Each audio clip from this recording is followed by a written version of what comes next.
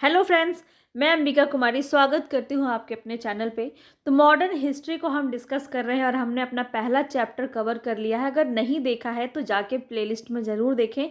आधुनिक भारत से आपका प्लेलिस्ट बना हुआ है। वहाँ पे हमने देखा था जो यूरोपीय देश था, यूरोपीय कंपनी जो थी वो भारत में कैसे आई थी, जहाँ पे हमने पुर्तगाली और फ्रांसीसी, जहाँ पे जितने भी डच इत्यादि जितने भी कंपनियां थी वो कैसे हमारे भारत में आई थी, वो सब जिक्र हमने वहाँ पे किया था।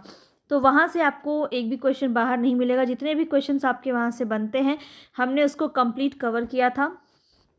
और आज हम करेंगे ईस्ट इंडिया कंपनी का जो आगमन होता है और बंगाल का कैसे युद्ध होता है, बंगाल के नवाब का यहाँ पे कैसे इसकी समाप्ति हो जाती है। तो पूरा बंगाल का नवाब आज हम ख़त्म कर देंगे। तो मेरे साथ यहाँ पे आप जुड़ सकते हैं, सब्सक्राइब कर सकते हैं चैनल को, ताकि मेरे सभी सिस्टमैटिक वे में आपको वीडियो मिल सके और आप अपनी तैयारी बेहतर कर सकें। ठीक है, तो चलते हैं आज हम अपने टॉपिक की तरफ। पसंद आएगा वीडियो को लाइक ज़रूर कीजिएगा और चैनल को ज़्यादा से ज़्यादा सब्सक्राइब कीजिए, शेयर कीजिए। चलते हैं अपने क्वेश्चंस की तरफ। यहाँ पूछा जा रहा है, कौन सा एक मुगल सम्राट द्वारा नियुक्त बंगाल का अंतिम गवर्नर था। देखिए, आपका ब्रिटिश ईस्ट इंडिया ने अलग से एक गवर्नर, वायसराय ये सब बनाए थे, लेकिन यहाँ पे मुगल सम्राट आपसे पूछा जा रहा है। तो मुगल सम्राट के द्वारा नियुक्त किया गया बंगाल का अंतिम गवर्नर कौन है, ये हमें बताना है। और यहाँ राइट ऑप्शन है ऑप्शन नंबर बी, मुर्शिद कुली खान। ठीक है, इतनी बात आपको ध्यान रखनी है। क्या है इसकी कहानी, हम फैक्ट्स को जानने की कोशिश करते हैं ताकि हमें चीज़ें और भी आसानी से याद हो जाए। बार बार हम चीज़ों को रिपीट करेंगे ताकि हमें याद हो जाए। तो प्रैक्टिस से ही आपको परफेक्ट तैयारी होगा, इसीलिए वीडियो को अंत तक देखिएगा, तभी आपको फ़ायदा मिलेगा, वरना कोई फ़ायदा नहीं होने वाला है। यहाँ पे देखते हैं, अपनी तैयारी को बेहतर कीजिए ज़्यादा से ज़्यादा फैक्ट को जानकर। तो यहाँ मुगल सम्राट जो फ़र्रुख सियर थे, 1717 ईस्वी मुर्शिद कुली खान को इन्होंने बंगाल का गवर्नर यानी सूबेदार को ही गवर्नर कहा जाता है, ये भी बात आप ध्यान रखेंगे। मुर्शिद कुली खान की मृत्यु हो जाती है, उसके बाद सुजाउद्दीन बंगाल का सूबेदार बनता है, लेकिन उसको भी तत्काल बनाया जाता है। लेकिन यहाँ पे अगर पूछा जाए आपसे कि मुगल सम्राट जो है, मुगल सम्राट द्वारा नियुक्त किया गया बंगाल का अंतिम गवर्नर कौन था, तो मुर्शिद कुली खान यहाँ पे राइट हो जाएगा। चलते हैं आगे नेक्स्ट क्वेश्चन की तरफ। नेक्स्ट क्वेश्चन हमसे यही पूछ रहा है कि मुगल बादशाह द्वारा नियुक्त बंगाल का अंतिम सूबेदार कौन था। अगर सूबेदार पूछता है तो भी और गवर्नर पूछता है तो भी हमारा एक और इकलौता आंसर हो जाएगा मुर्शिद कुली खान। ठीक है, तो मुर्शिद कुली खां यहाँ पे राइट ऑप्शन हो जाएगा। चलते हैं नेक्स्ट क्वेश्चन की तरफ। नेक्स्ट क्वेश्चन पूछ रहा है, निम्नलिखित में से ऐसा कौन सा युद्ध था जिसने भारत में ब्रिटिश प्रभुत्व को प्रारंभ किया। तो ब्रिटिश ईस्ट इंडिया कंपनी कैसे आई भारत में, कौन सा वो युद्ध था जिसके वजह से ईस्ट इंडिया कंपनी या ब्रिटिश कंपनी जो है प्रभुत्व में आई, तो वो था प्लासी का युद्ध। मोस्ट इम्पॉर्टेंट युद्ध था ये, आपका 1757 में लड़ा गया था और ये प्लासी में लड़ा गया था। काफ़ी इम्पॉर्टेंट है, इसके बारे में हम थोड़ा सा बात कर लेते हैं। तो देख लेते हैं, यहाँ पे एक्सप्लेनेशन देखना बहुत ज़्यादा ज़रूरी है ताकि चीज़ें हम ज़्यादा लंबे समय तक याद रख सकें। भारत में ब्रिटिश प्रभुत्व का प्रारंभ प्लासी के युद्ध से हुआ। प्लासी का युद्ध कब हुआ था? 23 जून 1757 में। रॉबर्ट क्लाइव के नेतृत्व में अंग्रेजों ने बंगाल के नवाब सिराजुद्दौला को पराजित किया। नवाब की सेना 3 राजद्रोहियों मीर जाफर, यार लतीफ़ और राय दुर्लभ के सेना नायक थे। नवाब की एक अग्रगामी टुकड़ी के नेता मीर मदन तथा मोहन लाल थे। सहसा एक गोली से रणभूमि में ही मीर मदन मारा जाता है और नवाब सिराजुद्दौला द्वारा अपने प्रमुख अधिकारियों से मंत्रणा के बाद जो है मीर जाफर उससे पीछे हटने को कहा जाता है और नवाब को सेना का नेतृत्व सेनाध्यक्षों के हाथों में छोड़ युद्ध क्षेत्र से चले जाना चाहिए, ऐसा उनको कहा जाता है। सिराजुद्दौला वापस मुर्शिदाबाद लौट गया। यहाँ पे क्या होता है, सिराजुद्दौला मुर्शिदाबाद जो है वापस लौट जाता है, यहीं से उसकी हार का कारण बना जाता है। फिर प्लासी के युद्ध ने अंग्रेजों को तत्कालिक सैनिक और वाणिज्यिक लाभ प्रदान किया। इसने कृषि उत्पादन और दस्तकारियों के क्षेत्र में अग्रणी 3 राज्य जो थे, बिहार, बंगाल और उड़ीसा, में अपना राजनीतिक प्रभुत्व स्थापित करने की पृष्ठभूमि एक तरह से तैयार की। और ये कब आपका और भी ज़्यादा पक्का हो गया, कब हो गया, जब यहाँ पे बक्सर का युद्ध होता है 1764 ईस्वी में, तब जो है वो और भी ज़्यादा वास्तविक रूप से ब्रिटिश संप्रभुता वहाँ पे स्थापित हो जाती है। कहाँ? हमारे भारत में। तो ये थी इसकी पूरी कहानी। अभी हम इसको और भी तरह तरह से क्वेश्चंस को देखेंगे। यहाँ पे हम बात करते हैं इंग्लैंड की ईस्ट इंडिया कंपनी की भारत में प्रथम निर्णायक सैन्य सफलता मानी जाती है। अब देखिए यहाँ पे क्या हो जाएगा, प्लासी का युद्ध हो जाएगा। प्रथम की बात की जा रही है, प्रथम। इसके बाद कौन सा निर्णायक सैन्य सफलता माना गया था? बक्सर का युद्ध। यहाँ पे पहला पूछा जा रहा है, तो सबसे पहले कौन सा हुआ था? 1757 में आपका प्लासी का युद्ध हुआ था। जो वहीं से आपका ब्रिटिश ईस्ट इंडिया कंपनी जो है भारत में अपने पांव जमाना शुरू कर देती है। आगे चलते हैं, प्लासी का युद्ध कब लड़ा गया? ये तो हम बार बार इसको करते हुए आ रहे हैं। 1757 ईस्वी में किया गया था। ऑप्शन बी यहाँ पे आपका राइट ऑप्शन हो जाएगा। सिराजुद्दौला द्वारा लॉर्ड क्लाइव द्वारा परास्त हुआ था, किस युद्ध में हुआ था? तो ये बेसिकली आपसे ये क्वेश्चन पूछा जा रहा है कि लॉर्ड क्लाइव और सिराजुद्दौला का जो युद्ध हुआ था वो किस युद्ध में ये दोनों आमने सामने हुए थे? तो यहाँ पे राइट ऑप्शन हो जाएगा प्लासी। ठीक है, प्लासी के युद्ध में सिराजुद्दौला और लॉर्ड क्लाइव के बीच जो है युद्ध हुआ था। आगे चलते हैं, भारतवर्ष में ब्रिटिश साम्राज्य का संस्थापक कौन था? अब ब्रिटिश साम्राज्य का संस्थापक पूछा जा रहा है, तो सबसे पहले कौन आए थे? Lord Clive. ठीक है, लॉर्ड रॉबर्ट क्लाइव यहाँ पे राइट ऑप्शन हो जाएगा। ब्रिटिश के तरफ से ये थे और इधर मुगल के तरफ से कौन था? सिराजुद्दौला। चलते हैं आगे नेक्स्ट क्वेश्चन पे। देखिए यहाँ पे कहा जा रहा है कि ब्रिटिश साम्राज्य की तरफ से कौन था? Robert Clive.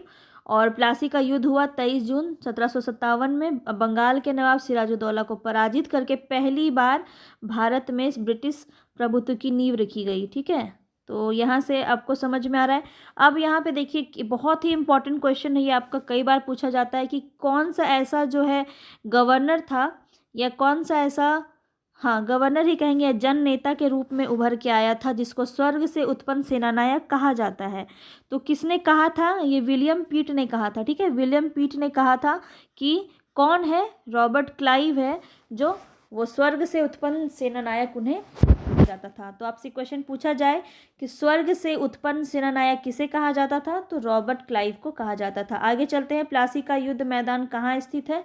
प्लासी का युद्ध मैदान हमारा पश्चिम बंगाल में स्थित है। आगे चलते हैं, अभी यहाँ पे पलासी कहा जाता है अभी वर्तमान में इस युद्ध मैदान को, जो कि पश्चिम बंगाल राज्य के नदिया जिले में भागीरथी नदी के किनारे स्थित है। आगे चलते हैं, नेक्स्ट क्वेश्चन है, निम्न में से किसे अपनी राजधानी मुर्शिदाबाद से मुंगेर स्थानांतरित की? अब यहाँ पूछा जा रहा है कि राजधानी का परिवर्तन किसने किया था? मुर्शिदाबाद से मुंगेर लेकर के कौन आया था? तो कौन लेके आया था? मीर कासिम लेके आया था।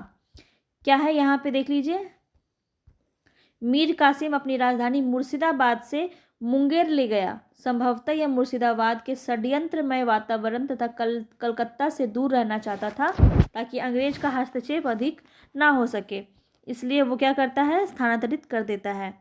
आगे नेक्स्ट क्वेश्चन पे चलते हैं, सबसे अधिक निर्णायक युद्ध जिसने अंग्रेजों को भारत में प्रभुत्व को स्थापित किया था। अब यहाँ पे देखिए पूछा जा रहा है सबसे अधिक कौन सा निर्णायक युद्ध हुआ था? तब हमारा राइट ऑप्शन हो जाएगा बक्सर का युद्ध। जी हाँ, बक्सर का युद्ध हुआ। उसके बाद जो है बहुत ही पकड़ हो गई थी भारत में ब्रिटिश कंपनी की, और यहाँ से फिर इन्हें हिला पाना बहुत ही मुश्किल हो गया था। तो ये किसके हाथ में थी? तो हेक्टर मुनरो थे जिन्होंने यहाँ पे बक्सर का युद्ध में इन्होंने नेतृत्व किया था। यहाँ पे देखिए 22 अक्टूबर 1764 ईस्वी को मीर कासिम अवध के नवाब सिराजुद्दौला और दिल्ली के मुगल सम्राट शाह आलम द्वितीय की सम्मिलित सेना को बक्सर युद्ध में परास्त किया गया। तो यहाँ पे क्या हुआ? तीन युद्ध में तीन महानायक या नेता आप कह सकते हैं यहाँ पे शामिल थे, जो मीर कासिम था, अवध का नवाब था सिराजुद्दौला, और दिल्ली का मुगल सम्राट था शाह आलम द्वितीय। ये तीनों मिलकर लड़ रहा था अंग्रेज के खिलाफ। और अंग्रेज में किसने कमान संभाली थी? तो मेजर हेक्टर मुनरो के हाथ में थी पूरी कमान। तो ये तीनों मिलके हेक्टर मुनरो से लड़ता है और फिर हेक्टर मुनरो ही जीत जाता है। ठीक है। इस युद्ध के परिणाम ने प्लासी के निर्णयों पर मुहर लगा दी और क्या हो गया, भारत में अब अंग्रेजों की चुनौती देने वाला दूसरा कोई नहीं था। इलाहाबाद तक का प्रदेश अंग्रेजों के अधिकार में आ गया तथा दिल्ली विजय का मार्ग भी खुल गया। बक्सर का युद्ध भारतीय इतिहास में निर्णायक सिद्ध हुआ। कहानी को अच्छे से जान लीजिए ताकि और आगे जो क्वेश्चंस हैं उसको हम और अच्छे से लगा सकें, तभी आपको मज़ा आएगा, वरना आपको ऐसे याद करते रहने में मज़ा नहीं आएगा। पीई रॉबर्ट्स ने बक्सर के युद्ध में कहा था कि प्लासी की अपेक्षा बक्सर को भारत में अंग्रेजी प्रभुता की जन्मभूमि मानना कहीं अधिक उपयुक्त है। मतलब प्लासी से ज़्यादा जो है बड़ा माना गया था बक्सर का युद्ध, और इसीलिए कहा जाता है कि बक्सर का युद्ध ज़्यादा घातक परिणाम लेके आया भारत के लिए, क्योंकि इसमें 3 महानायक को हरा दिया गया था। और यहाँ पे कहा जाता है कि बक्सर के युद्ध के परिणाम को देखा जाए तो कहा जा सकता है कि जहाँ प्लासी की विजय अंग्रेजों की कूटनीति का परिणाम थी, वहीं बक्सर की विजय को इतिहासकारों ने पूर्णतः सैनिक विजय बताया। प्लासी के युद्ध ने अंग्रेजों की प्रभुता बंगाल में स्थापित की, परंतु बक्सर के युद्ध ने कंपनी को एक अखिल भारतीय शक्ति का रूप दे दिया। तो यहाँ पे ये बातें आपको समझ में आ गई होंगी कि प्लासी का युद्ध जो था न बंगाल तक सीमित था, बंगाल में संप्रभुता देखने को मिली अंग्रेज की, लेकिन बक्सर का जो युद्ध हुआ इसने पूरे भारत में एक तरह से इसकी शक्ति का छाप छोड़ दिया था। आगे चलते हैं नेक्स्ट क्वेश्चन की तरफ। अंग्रेजी ईस्ट इंडिया कंपनी द्वारा लड़े गए निम्नलिखित युद्धों में से कौन सा सबसे अधिक निर्णायक युद्ध था? तो हमारा बक्सर का लड़ाई यहाँ पे हो जाएगा। ठीक है, बक्सर का लड़ाई 1764 में, ध्यान रखेंगे। चलते हैं आगे नेक्स्ट क्वेश्चन की तरफ। नेक्स्ट क्वेश्चन है, निम्नलिखित में से कौन सा युद्ध भारत में अंग्रेजों के आधिपत्य की स्थापना की दृष्टि से सबसे महत्वपूर्ण समझा जाता है? तो यहाँ पे फिर से अगेन वही क्वेश्चन है, बक्सर का युद्ध। यहाँ पे देखिए किस किस तरह से अलग अलग भाषा में आपको क्वेश्चन पूछा जाएगा इसका, और आंसर आपको अब बिल्कुल समझ में आ गया होगा। चलते आगे, बक्सर के युद्ध के समय दिल्ली का शासक कौन था? तो हमने 3 शासक देखा था, और कौन था यहाँ पे? दिल्ली का शाह आलम द्वितीय यहाँ पे राइट ऑप्शन हो जाएगा। ठीक है, बाकी ये तीनों में से कोई भी नहीं था बक्सर के युद्ध में, यही एक था, शाह आलम द्वितीय। चलते हैं आगे, बक्सर की लड़ाई में बंगाल का नवाब कौन था? तो बंगाल का नवाब हमारा मीर जाफर था। ठीक है, मीर जाफर था, इसको भी ध्यान में रखेंगे। आगे चलते हैं, निम्नलिखित में से किस एक शासक ने ईस्ट इंडिया कंपनी को दीवानी प्रदान की थी? दीवानी प्रदान की थी किसने? शाह आलम द्वितीय। ये लौट के आ जाता है ना वापस, और ये क्या करता है, दीवानी कंपनी को वापस कर देता है। यहाँ पे आप इसकी कहानी अच्छे से जान लीजिए। देखिए, इलाहाबाद की दूसरी संधि होती है 16 अगस्त 1765 के अनुसार शाह आलम को अंग्रेजी संरक्षण में ले लिया गया और इसे इलाहाबाद में रखा गया। इलाहाबाद तथा कड़ा के जो क्षेत्र नवाब ने छोड़ दिए थे शाह आलम द्वितीय को मिला था, और 12 अगस्त 1765 में के अपने फरमान द्वारा मुगल बादशाह शाह आलम द्वितीय ने कंपनी को बंगाल, बिहार और उड़ीसा की दीवानी अस्थायी रूप से दे दी। ठीक है, कंपनी को दे दिया था। किसने दे दिया था? शाह आलम द्वितीय ने। इस समय Robert Clive east India company का बंगाल का गवर्नर था। शाह आलम द्वितीय का संपूर्ण जीवन आपदाओं से ग्रस्त रहा। उसे 1788 ईस्वी में अंधा कर दिया गया। शाह आलम द्वितीय के समय में 1803 में दिल्ली पर अंग्रेजों का अधिकार हो गया। शाह आलम द्वितीय तथा उसके 2 उत्तराधिकारी अकबर द्वितीय और बहादुर शाह द्वितीय ईस्ट इंडिया कंपनी के पेंशन भोगी मात्र बनकर रह गए थे। यानी कि इन दोनों को सिर्फ पेंशन दिया जाता था ईस्ट इंडिया कंपनी के द्वारा। वो भी किस लिए? क्योंकि इन्होंने खुद ही कंपनी को सौंप दिया था ब्रिटिश ईस्ट इंडिया कंपनी को। आगे चलते हैं नेक्स्ट क्वेश्चन की तरफ। 1765 ईस्वी में ईस्ट इंडिया कंपनी का बंगाल की दीवानी किसने प्रदान की? तो किसने की थी? मुगल सम्राट ने की थी। ठीक है, यहाँ पे राइट ऑप्शन हो जाएगा मुगल सम्राट शाह आलम द्वितीय ने की थी, ये भी ध्यान रखेंगे। किस गवर्नर के कार्यकाल में ईस्ट इंडिया कंपनी को शहंशाह शाह आलम द्वारा बंगाल, बिहार और उड़ीसा की दीवानी अधिकार दिए गए? तो किसको दिया गया था? लॉर्ड क्लाइव को दिया गया था। उस समय वहाँ का गवर्नर कौन था बंगाल का, जो अंग्रेजों के द्वारा? तो लॉर्ड क्लाइव था। उसने क्या, उसको दिया गया था कौन सी? बंगाल, बिहार और उड़ीसा। ठीक है, शाह आलम द्वितीय ने इनको सौंप दिया था। सम्राट, नेक्स्ट क्वेश्चन है हमारा, सम्राट शाह आलम द्वितीय ने ईस्ट इंडिया कंपनी को बंगाल, बिहार तथा उड़ीसा की दीवानी प्रदान की थी। कब कब की थी? तो 12 अगस्त 1765 में की थी। ध्यान रखेंगे, डेट को बहुत ज़्यादा इंपॉर्टेंट है, ध्यान रखिए। 12 अगस्त 1765 ईस्वी में उन्होंने दीवानी प्रदान की थी। आगे चलते हैं। इलाहाबाद की संधि के बाद रॉबर्ट क्लाइव ने मुर्शिदाबाद का उप दीवान किसे बनाया था? इलाहाबाद की संधि के बाद रॉबर्ट क्लाइव ने मुर्शिदाबाद का उप दीवान किसे बनाया था? तो मोहम्मद रजा खान को बनाया था, मोहम्मद रजा खान को। अब यहाँ पे इसकी कहानी भी हम जान लेते हैं। इलाहाबाद की संधि के अनुसार भगोड़े सम्राट शाह आलम जो भाग जाता है ना ये युद्ध छोड़ करके, तो शाह आलम को अंग्रेजी संरक्षण में ले लिया गया और इसके बाद इलाहाबाद में इनको रखा गया। ये कहानी तो हमने जान लिया था पहले ही। और उसके बाद क्या होता है, संधि के प्रावधान द्वारा कंपनी को बंगाल, बिहार, उड़ीसा की दीवानी अस्थायी रूप से दे दी गई। नज्म उद दौला को बंगाल का नवाब स्वीकार किया, जिसके बदले नवाब द्वारा सम्राट को 26 लाख रुपए वार्षिक अदा करना होता था। इस समय कंपनी सीधे कर संग्रह करने का भार न तो लेना चाहती थी और ना ही उसके पास ऐसी कोई क्षमता थी। कंपनी ने दीवानी कार्य के लिए 2 उप दीवान, बंगाल के मोहम्मद रजा खान और बिहार के राजा सिताब रॉय की नियुक्ति की। ये बात भी आपको नोट करना है। मोहम्मद रजा खान उपनाजिम के रूप में भी कार्य करते थे। इस प्रकार समस्त दीवानी और निजामत का कार्य भारतीयों द्वारा ही चलता था, क्योंकि ये सब काम जो है कंपनी अपने हाथ में नहीं लेना चाहती थी, यद्यपि अधिकार जो था वो कंपनी के ही हाथ में था। आगे चलते हैं नेक्स्ट क्वेश्चन पे। कैसा लग रहा है आपको? क्वेश्चन समझ में आ रहा है, याद हो रहा है तो मुझे ज़रूर बताइए कमेंट बॉक्स में। 1765 ईस्वी में दीवानी प्रदान किए जाने के बाद ब्रिटिश सबसे पहले निम्नलिखित में से किस पर्वतीय जनजाति के संपर्क में आए? तो सबसे पहले किस संपर्क में आते हैं? तो खासी जनजाति जो होती है, आपने पढ़ा होगा गारो खासी जयंती जो है हमारा, उसमें से एक खासी जनजाति है जिसके संपर्क में कौन आता है? ब्रिटिश आता है। यहाँ पे देखिए इनके बारे में क्या बताया गया है। बंगाल की दीवानी प्राप्त करने के पश्चात क्या होता है, 1765 में सिलहट आया था। कौन? ब्रिटिश। और खासी जनजाति के लोग चावल, नमक और सूखी मछलियों के बदले रेशम, सूती सामान, लोहा, मोम, मधु एवं सींग का व्यापार करने हेतु सिलहट की सीमाओं पर पंडुआ में आते थे। खासी पर्वतों में पाए जाने वाले चूना पत्थर का उपयोग तब बंगाल में चूना पत्थर की मांग की पूर्ति हेतु किया जाता था।